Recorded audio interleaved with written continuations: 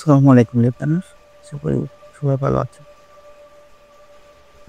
সরাসরি ঘটনাটি চলে যাচ্ছে। ঘটনাটি হচ্ছে এমন একটা কঙ্কাল কঙ্কাল মৃত্যুর ভয়ঙ্কর কাহিনী। কথা না করি তবে শুরু মূল ঘটনাতে চলে যায়। কঙ্কালের ভয়ঙ্কর প্রতিশোধ সত্যি ঘটনা, তা আজও নামের বলতে পারেনি। কিন্তু প্রমাণে শুনে তো এমন এক কঙ্কালের কথা যে মৃত্যুর পর তার প্রতিশোধ শেষ করেনি। একটি পর এক খণ্ড চুরি আর এক পায়ের রাত, এর উপরে কোনো কল্পনা নয়, তা বাস্তব। আজও বয় বাইরে সিলেটের পালা করা গ্রামের মানুষকে।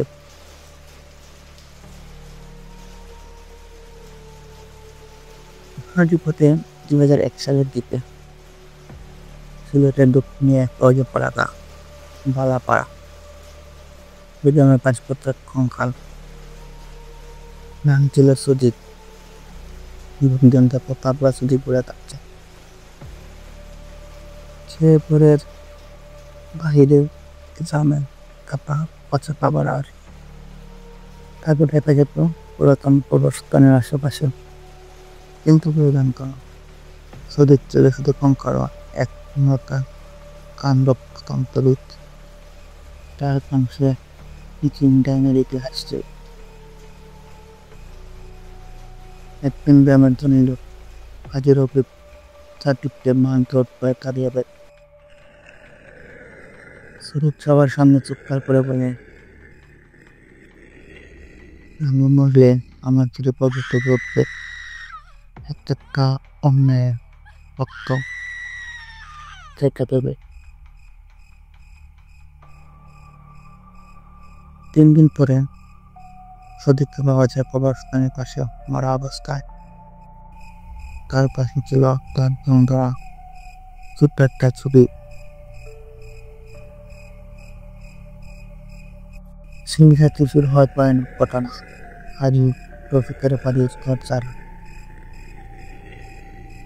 কাঠের রয়েছে ছিল হাজির উঠতে বাসায় চার মধ্যে আছে রেলটা। তার বুড়ো বাজার বেলা কুচিয়ে হত্যা করা হয়।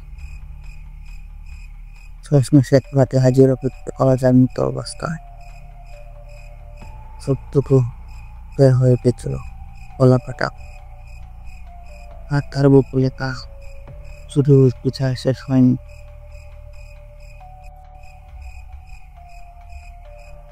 তদন্তে পুলিশ কিছুই পায়নি, কিন্তু গ্রামের এক মসজিদের ইমাম বলেছিলেন প্রদীপ চলে এক উন্নয়নের তান্ত্রিক যার আত্মমৃত্যুর খবর ছাড়তে পারেনি।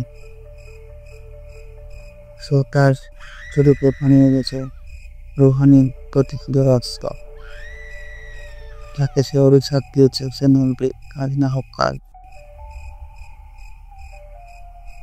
এ ছিল তার ঘটনা। তবে আজও সেই কবরের পাশে রাতে কেউ যায় না। লোকেরা বলে প্রতিকের দুর্ভার সাথে পরবর্তী নিজে উল্লাস আর নতুন অন্যায় পাশে বুঝে নতুন অন্যায় করে রক্ত পথে নেয়। তোমার আশেপাশে কোনো কঙ্কাল যদি তুমি অন্যায়ভাবে তাড়িয়ে দিয়েছ, ধরে দেবে হয়তো কোনো খবর আজও তার প্রতিশোধের অপেক্ষায়। এই ছিল জীবন্ত কঙ্কালের ঘটনা। আমি শুরু করে একটু দ্বিতীয় ঘটনাটি হচ্ছে লাশ পেশাগরের একটি ঘটনা। আজকে বলতে হাস্যক বাস্তব অভিজ্ঞতা নেই। ঘটনাটি ঘটে সিলেট মেডিকেল কলেজের একটি পুরনো বহুদিন ধরে বন্ধ হয়ে থাকা লাশ পেশাগরে। আর সেখানে ঘটে এমন কিছু যা একজন তরুণ সন্তান ডাক্তারকে মানসিক হাসপাতালে পাঠিয়ে দেয়। ডাক্তার হাফিজ ছোট্ট ইন্টার্নশিপ শুরু করেছে। এক সন্ধ্যায় একদিন তাকে ডেকে পাঠায় তুমি কি একটু ভ্রমণ মধ্যে যাবে? হবে গর্তের ভিতরে রিপোর্ট নিয়ে আসতে পারবে? ডাক্তার আপকে বলে। ডাক্তার সাহস করে রাজি হয়ে যায়, কিন্তু জানতো না ওর জীবন চিরদিনের মতো বদলে যাবে। ডাক্তার রাবি মরপের করে দরজা খুলতে না ক্যাশা বন্ধ। চারপাশে অন্ধকার, দেয়ালে ছাই আর পাতা থমকে আছে যেন। একটা নয়, কাপড়ে মোড়ানো কিছু পরে আছে। হঠাৎ ডিপ ব্রিজটা নিজে নিজে খুলে দেয়। একটা নারী কণ্ঠ শোনা যায়, আমার শরীর ফেরত দাও। তাকে তো হতভম্ব, চোখের সামনে টেচার, আর তার পাশে রক্তের লেখা, আমি মরিনি, আমাকে কেটে ফেলা হয়েছে। সাথে সাথে আলো নিভে যায়, দরজা বন্ধ। রাবি এখন করে বন্দি, বেদনে শোনা যায় ধাতব যন্ত্রপাতি পড়ে যাওয়ার শব্দ। কার পরে এক ঠান্ডা হাত গলা চেপে ধরে থাকে। শুনতে শুনতে পায়, তুমি দেখেছ আমাকে, এখন তুমি মৃত্যু পাবে না। কাকু অজ্ঞান হয়ে যায়। পরের দিন সকালে নিরাপত্তা কর্মীরা দরজা ভেঙে ঢুকে দেখে রাবি অবচেতন মাটিতে পড়ে আছে। মুখে একটাই কথা বলছে বারবার, হয় কোনো পরীক্ষা নিয়েছে। আমি ওর ঠান্ডা হাত একদম অনুভব করি, শুনবে নাই। পরে ঘটনাটির খবর নিয়ে জানা যায় যে 1997 সালে এক নারী রোগীকে ভুল করে মৃত ঘোষণা করে কেটে ফেলা হয়েছিল। লাশ কাটা পড়ে দুর্ঘটনার পর থেকে লাশ কাটা পড়তে বন্ধ ছিল। তাহার আজকে এখনো সেই লাশ পরে মধ্যে ঘুরে বেড়ায়। আপনারা কি বিশ্বাস করে আপনারা বেরিয়ে আসে? মন্তব্য জানাতে ভুলবেন না। এই ধরনের আরো ভয়ঙ্কর কাহিনীর জন্য সাবস্ক্রাইব করুন আমাদের চ্যানেল। আবার দেখা হবে এক নতুন আতঙ্কের সাথে। দ্বিতীয় ঘটনা, এটা একটা ইনিং। তো যেভাবে লিখেছেন ঠিকভাবে পড়াশোনা করার চেষ্টা করবে। রাহিদ ছিল সিলেট জেলার এক অত্যন্ত মেমোরিয়াল পেশাদারি চালক, কিন্তু গ্রাম পরিবেশ কিছু চলাচল, বিয়ে শাদী, হাট বাজার, কখনো রাতের নলবাড়ি বাড়া, ওর সন্তান ছোট ভাইয়ের পরিবার নিয়ে তার সংসার। ঘটনাটি পরে এক তরুণীর হাতে। সেই দিন সন্ধ্যায় হঠাৎ করে ঘুম আসে।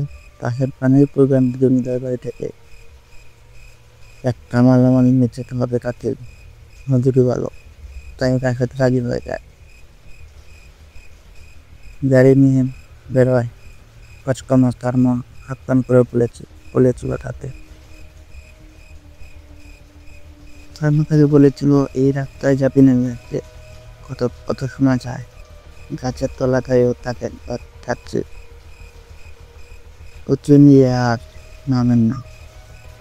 হাসের কারমার কথা শুনে বসে উঠেও দেয়। বুকের ভয় দেখায় মা। এখন তার দিন অন্ধকার, ঘুম পথ, একটা অনেকটাই নির্জন। রাত থেকে ধান খেত, মাঝে মাঝে কিছু পোকার শব্দ, এক লাইটের আলোয় কুয়াশা থেকে সামনে করছে চাষিদের পুরোনো পিকআপটা। চাষি ধান ছেড়ে রেখেছিল, কিন্তু হঠাৎ করে একটা বিকট শব্দ করে বন্ধ হয়ে যায়। চিত্তগুণে তার সামনে দেখতে পায় একজন মহিলা থাকব, সাদা শাড়ি, মাথা নিচুর, চুলগুলা চড়ানো চিঠুনো,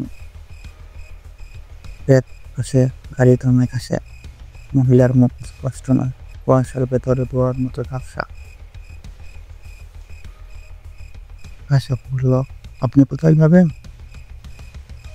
আমি আর কিছু না বলে প্যাসেঞ্জারের পিছু ওকে পাশে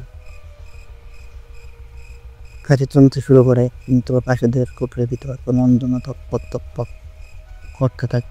5 মিনিট তার দেশে কোনো নেন। গাড়ি হঠাৎ বন্ধ হয়ে যায়। রাস্তার মাঝখানে পাশে বিশাল একটা বটগাছ, প্রথমে শিয়ালের গা গাছের পিছনে বনে ফেলে দেখে সব কিছু ঠিকঠাক। হঠাৎ পিছন থেকে একটা কণ্ঠ, আমি অপরাণ, আমি রাসব ঘুরে দেখাতে চাই। কিন্তু গলা শক্ত হয়ে যায়। তখন তার চোখ করে গাড়ির চারির দিকে একটা সাদা ছায়ামূর্তি ছাদের উপরে বসে, মাথা নিচু করে লম্বা চুল মুখ দেখে দেখেছে। কিন্তু সে হাসছে, বিপরীত ভাবে হাসলো তার হাস্য হেপন বদলে গেছে। আপাতলায় রাসব রইল, তুমি কে? রাসব জিজ্ঞেস করলো, কে তুমি? ছায়ামূর্তি আস্তে করে বলল, তুমি আমার মতো হবি রে, আর পাশে পরে কাঁদবো, ও তোর লাশ খুঁজে পাবে না। হঠাৎ করে পিকআপ ইঞ্জিন নিত্য স্টার্ট নেয়, হেড চলে ওঠে, কিন্তু আলো দূর টিপিয়ে পড়েছে, সামনে রাস্তায় না, বরং বট গাছের উপরে। সেখানে একটা ঝুলন্ত দেহ দেখা যাচ্ছে, এক নারীর মৃতদেহ। গলায় দড়ি, পটপটে বেরিয়ে এসেছে, ঝুঁকলা রক্তে রঞ্জিত। চোখ কেউ, সে আর চিৎকার করতে পারে না। তখনই চার থেকে একটা প্রস্তুত কাজ, তুই আমার যাত্রী নস, তোর সময় এখনো হয়নি। আচমকা বিদ্যুৎ চমকায় এবং অন্ধকারে ডেকে যায়। পরের দিন সকাল, রাতাল প্রথমে দেবে রাজপথে প্রতাপটা রাস্তায় তাকে দাঁড়িয়ে, কিন্তু কালো দরজায় খোলা, এক লাইট জ্বলে রয়েছে। সিজিপুরে একটা সাদা সাদি টুকরা পড়ে আছে, লাল রক্ত ভেজা। রাজপথ ফিরে আসে 3 দিন পরে। রাজপথ নিপিল হওয়ার 3 দিন পর এক দুপুরবেলায় কানাইপুরে হাটে হঠাৎ দেখা যায় তাকে, ময়লা জামা, টুকরা, মুখে পাছা পাকা দাড়ি, আর হাতে কাঠের মাদক। শহরের কানে দাঁড়িয়ে পাগলের মতো গান গাচ্ছিল। লোকজন ঘুষ করে, চিনতে পারে কেউ পায়, কেউ একজন তাকে দৌড়াদৌড়ি করে বাড়ি নিয়ে আসে। মা থেকে বুক পাশায়, কিন্তু রাহেব কিছু বলে না, চুপ সে তাকে এক দৃষ্টিতে মনে।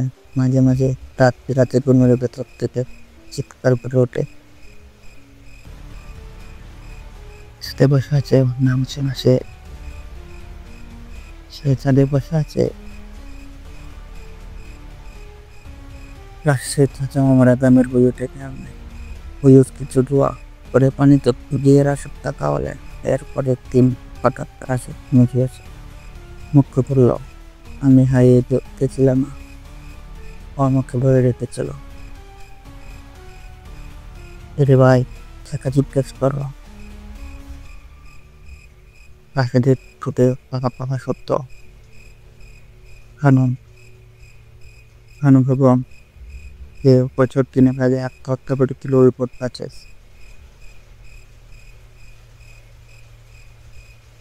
উপরে পুরনো লোকেরা জানে রান্নাকে প্রমাণ গল্প। সে ছিল দরিদ্র বিধবা, স্বামী মারা যাওয়ার পর জমিদার অত্যাচারে মানসিক ভারসাম্য হারিয়ে ফেলেছে। এক পূর্ণিমা রাতে তাকে গলায় দড়ি দিয়ে ঝুলতে দেখা যায় গ্রামের বাহিরে সেই বট গাছে। কারো পর থেকে যারা রাতে একা ওই রাস্তা দিয়ে যায়, তারা কেউ আর ফেরে না, কেউ ফেরে, কিন্তু আগের মতো থাকে রোড বললে শুধু গাড়ির উপর ছিল না, নিয়ন্ত্রণ ছিল। তার সম্পূর্ণ নিয়ন্ত্রণ সে নিয়েছিল। কপিল মিয়া যেতে চেয়েছিল নিজের জগতে, কিন্তু কোনো কারণে থাকতে বাধ্য হয়েছে। রাশেদ বলল, আমি তোকে দেখেছি, আমি অনেক চোখ দিয়ে শপথ দেখেছি, আমি তার ব্যথা বুঝেছি।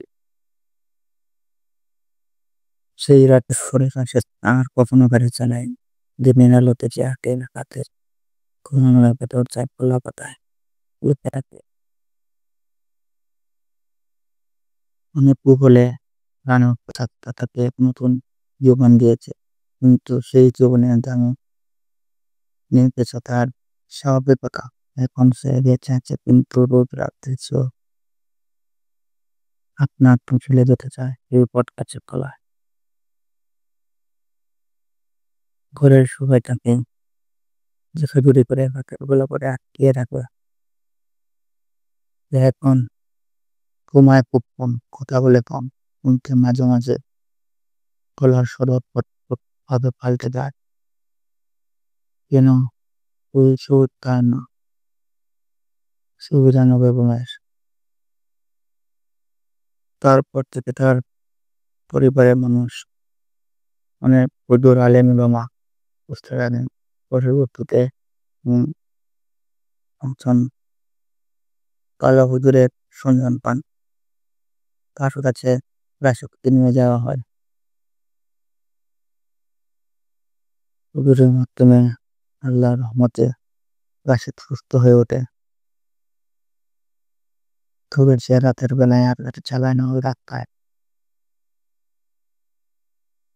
প্রিয় কুমার আমার ভৌতিক পয়েন্ট পরিবর্তন শুনতে আমার চ্যানেলটি সাবস্ক্রাইব করুন, পুরো পাশে থাকবেন। পরবর্তীতে চ্যানেল হলব কোনো এক রাতে নতুন কোনো ঘটনা নিয়ে হাজির হবো আপনাদের সামনে। এর মাঝে আপনার সবাই ভালো থাকেন, সুস্থ থাকেন। আল্লাহ হাফেজ।